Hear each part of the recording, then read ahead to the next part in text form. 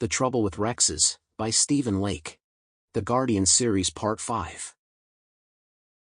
Two Rexes sat at a beat-up old wooden table in the middle of a tavern located deep in a gutted, abandoned city on the dark side of the cross-dimensional portals that linked their world with Earth, and stared at a chessboard that sat between them. The room around them was a ravaged, gutted mess, filled with death, destruction, and the savaged, brutalized, desiccated remains of its now former patrons. However, the two Rexes completely ignored this as though they were little more than worthless lint to be thrown away and cast into the garbage. They both stared thoughtfully at the chessboard in front of them as they each quietly plotted their next several moves. Eventually one of them reached out, slid his pawn one space forward, and then withdrew his hand. This caused the second to fold his hands together and rest his long, fanged beak on top of his fingers as he considered his next move. The two then sat quietly in deep contemplation for several moments longer before the second one moved his bishop across the board and into an attacking position. A sly grin grew across his lips as he watched the clearly distraught look in his opponent's face. After a bit the second Rex looked up from the board and narrowed his eyes. "I think we should consider this game a stalemate as neither of us has anything left that can lead to a checkmate," he said. The first Rex grinned. "I was wondering how long it would be before you realized that," he replied. The second grunted in frustration before starting to reset the board. "As sad as it is to say, it's much like this war. No matter how hard we fight, or how long, we never seem able to get ahead. Especially with those Guardians blocking our invasion efforts so effectively. Because of them, we have already lost many of our brothers," he replied gruffly. The first glared slightly at him. "Hold your tongue, comrade. We do not wish for such words to find their way to the ears of our master. If they do, he will punish us severely," he said. The second Rex grunted dismissively. "Is that any worse than the fate we will suffer should we cross over to the other side?" The first Rex was intrigued at this. "What do you mean?" he asked. The second Rex gestured at the room around him, and said angrily, "Take a look for yourself. This world is dying. We, and our master, have soaked it dry of anything useful, and drained its energy until there is nothing left in it but rusty stains and foul odors. Only if we cross over into the next dimension will we be able to survive, and only if we are not discovered by the Guardians. If we are, we will die no different than if we remain here. As such, our very existence is hopeless, regardless what our master has told us."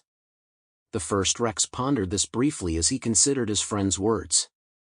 They were indeed true. However, there had to be a better answer than merely giving up and dying. Something else needed to be done. Just then an idea struck him. "What if we made peace with the Guardians?" he asked. The second Rex looked at him as though he were insane. "Peace? They only want to kill us," he replied. "Well, yes. But you must also remember that they do so only because we have attacked their world, and threatened it with destruction," said the first. The second Rex grunted. "Our compatriots have done that evil on their own.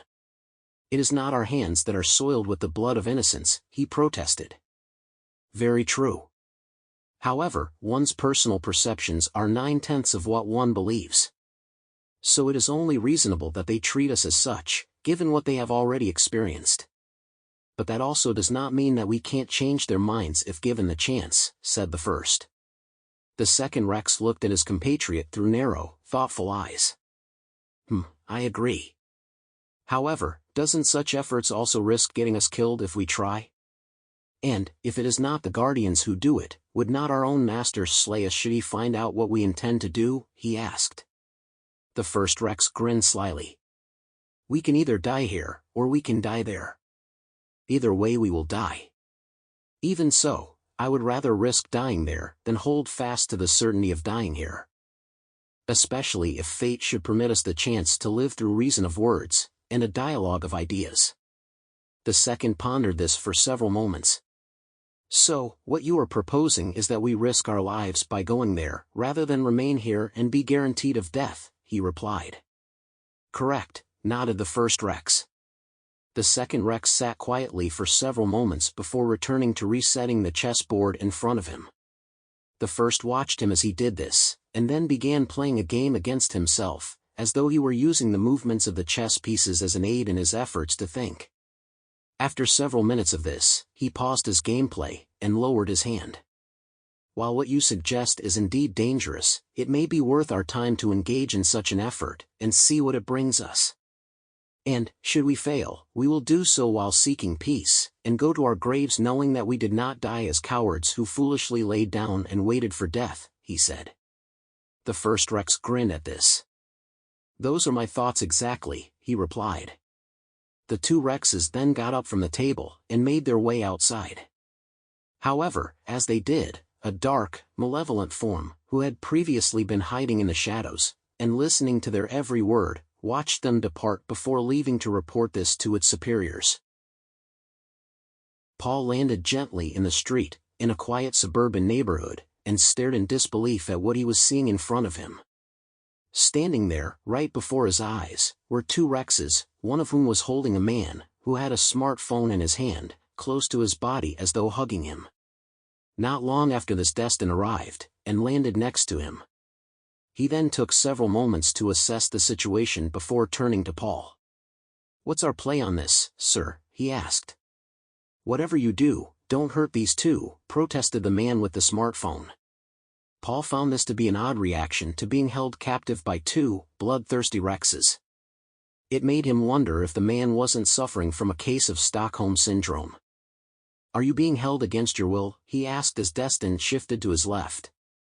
The second Rex saw this, and quickly stepped behind his friend to avoid getting picked off should Destin suddenly attack him with a flanking maneuver. "Call your friend off and let's talk," said the first Rex.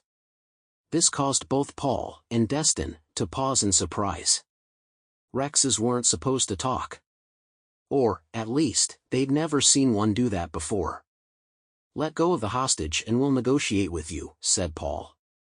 "Guarantee that you won't harm us, and we'll agree to speak with you," said the Rex. Paul thought about this briefly, and then gestured to Destin to return to his side, which the young man obediently did. "You have my word that we won't attack you, just so long as you free your hostage, and don't harm him," said Paul. To his surprise, the Rex nodded, and then gently ushered the man off the street. "Go that way. You'll be safe over there, and out of the line of fire," said the first Rex. The man quickly obeyed, and scurried off the road. The two Rexes then turned back to Paul and Destin, and studied them pensively. "As you can see, we have done as you've asked. Now, may we speak with you without any harm coming to us?" asked the first Rex. Paul pondered this for a bit, as Destin looked at him for advice, and eventually nodded. "You've done your part, so I'm willing to listen to what you have to say. Now tell me, what's this about?" he asked. The Rex grinned. "You will have to forgive my taking of a prisoner. But I had to do so to ensure that you would be called here as we desired, and then abstain from destroying us immediately upon your arrival. Given that we are mortal enemies from opposing armies, whose only concern for the other is their total annihilation, such things were necessary for me to do to ensure my survival," he replied. Paul cocked an eyebrow at this. For being a mindless, bloodthirsty monster, this Rex was surprisingly thoughtful and well-spoken. "So you never intended to hurt him?" he asked. The Rex shook his head. "We did not, as we are not savages," he said with a sly grin. Paul studied the Rex for several moments, but didn't see any deceit in his eyes. "All right, I believe you. So what can we do for you?" he asked. "We would like to help you," replied the Rex. Paul looked at him in complete disbelief. "Help us? Why? How?" he asked. "By providing you with information about our Dark Master, his armies, the reasons for this war, and the ways that you can defeat him, and save your world," said the Rex. Paul crossed his arms and studied the Rex suspiciously. Its offer to him sounded more like a blatant phishing scam than a legitimate proposal. "And what do you want in return?" he asked. "Freedom, and the ability to live safely in your world without risk of death, or dismemberment," replied the Rex. Paul pondered this briefly. While he liked the idea of gaining an advantage against their still mysterious and enigmatic enemy, he also didn't want to fall into what was almost certainly a trap. However, if their offer was indeed legitimate, he couldn't pass up such an incredible opportunity to put his fellow guardians on a better footing. "All right, give me a moment," he replied. He then activated his communicator, and said, "Central, this is DB-05631. I've got an odd request for you. I need a negotiating team down here to my current location on the east side. I have a couple Rexes in front of me that we need to hash out terms of surrender with." There was a brief pause on the other end before the communicator crackled to life.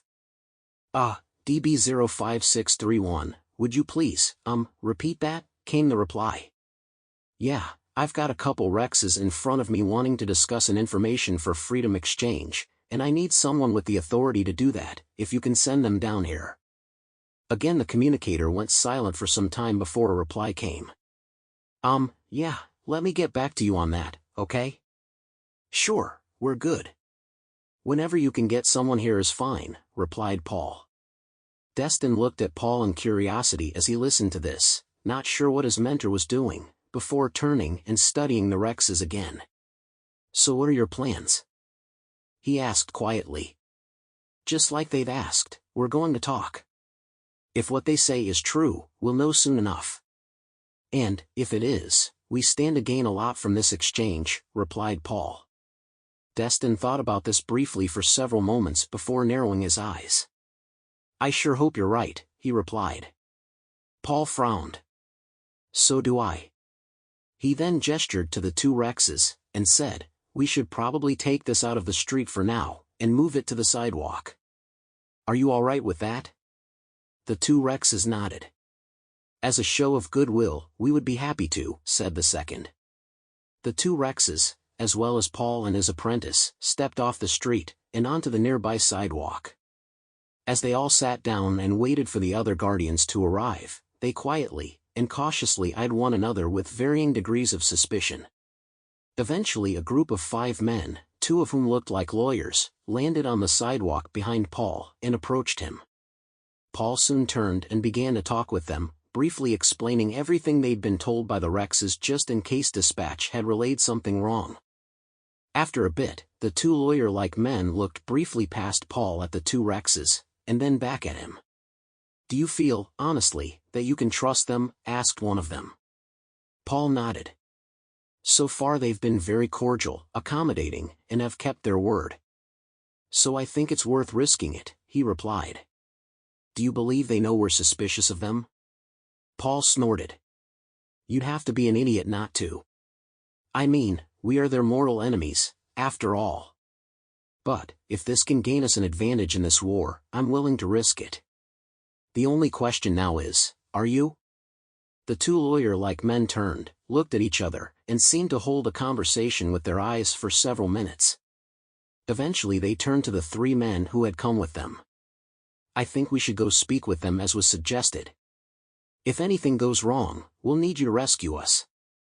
But, if it instead goes well, we might come away with enough valuable information to win this war," said one of the men. The 3 other guardians thought about this briefly, and then looked at Paul. "Are you absolutely sure we can trust them?" asked Paul's boss, the leader of the team. Paul looked thoughtfully at the newly arrived guardians, and soon nodded. "As I said, I think we should give them a shot. And, even if we eventually find out that they're lying, we're really not out anything," he said. His boss thought about this for several moments, and then looked at the 2 lawyer-like men. "Do it," he said. The 2 lawyer-like men nodded, and then hurried over to begin negotiations with the Rexes. As they did, Paul's boss crossed his arms and studied the 2 Rexes. "Why them? Why now?" he asked, more to himself than anyone else. "They've likely been engaged in war for far longer than we have, and are tired of the constant fighting. Thus they're willing, even perhaps foolishly, to risk death in exchange for the simple, and potentially vain hope of peace and safety for themselves," said Destin. Paul's boss thought about this for several moments before grunting. "That assumes they can actually give us something useful. And, even if they can, we still have to fight this war until it's won, which isn't guaranteed," he said. "Agreed," said Paul. He then slowly shook his head, and said, I still can't believe we're negotiating with a pair of Rexes over the fate of the world. Paul's boss chuckled. That makes two of us. But, if this works out, we may be able to end this war, once and for all, and never have to dirty our hands ever again, he said. At least until the next World War starts, said Destin. What do you mean? Asked Paul's boss. Nations will be nations.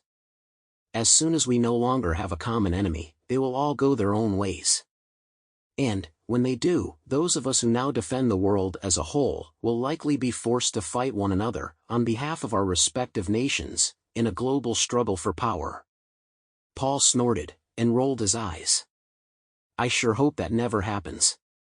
Then again, I wouldn't put it past our leaders to do something boneheaded like that, he replied. Yeah, same here, said Paul's boss.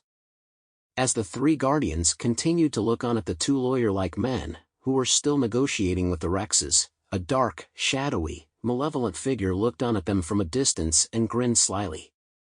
Everything is going exactly as planned, just as our master said it would. Even with the betrayal of these two, who are counted among our number, we will still win this war, and take this world as our own, as well as all that it possesses, it said to itself with dark, devilish glee.